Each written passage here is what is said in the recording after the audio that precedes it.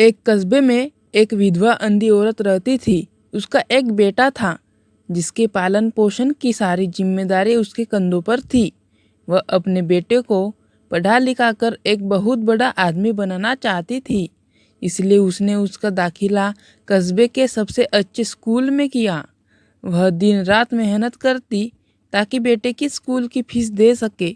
लड़के के स्कूल के बच्चे उसकी माँ के बारे में जानते थे। वे सब उसे अंधी का बेटा कहकर चिढ़ाते थे। लड़का इससे बहुत परेशान था। उसे अपनी माँ पर शर्म आने लगी थी। वह उसके साथ कहीं भी आने जाने से कतराने लगा। जब लड़का बड़ा हुआ तो उसकी शहर में अच्छी नौकरी लग गई। उसने अपनी माँ से वादा किया कि शहर में मकान लेकर वह उसे लेने आएगा, लेकिन वह शहर गया तो फिर लौटकर वापस नहीं आया। उसकी अंधी माँ उसका इंतजार करती रह गई। कई महीने बीत गए, लड़की की कोई खबर नहीं आई। अंधी एक दिन उसे नहीं रहा गया और वह बेटे से मिलने शहर पहुंच गई। पूछते पूछते वह बेटे के ऑफिस पहुंची। वहाँ सिक्योरिटी गार्ड ने उसे रोक दिया।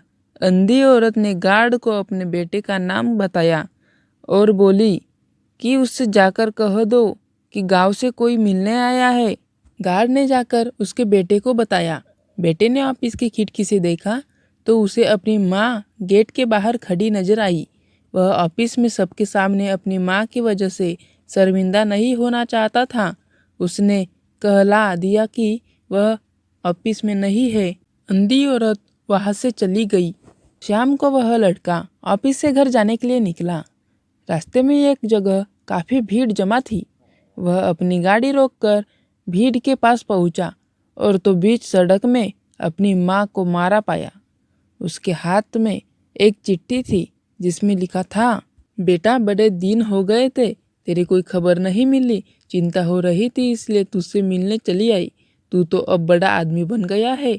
तुझसे मिलना शायद मुझ गरीब की किस्मत में नहीं, लेकिन मैं बहुत खुश हूँ तेरे लिए।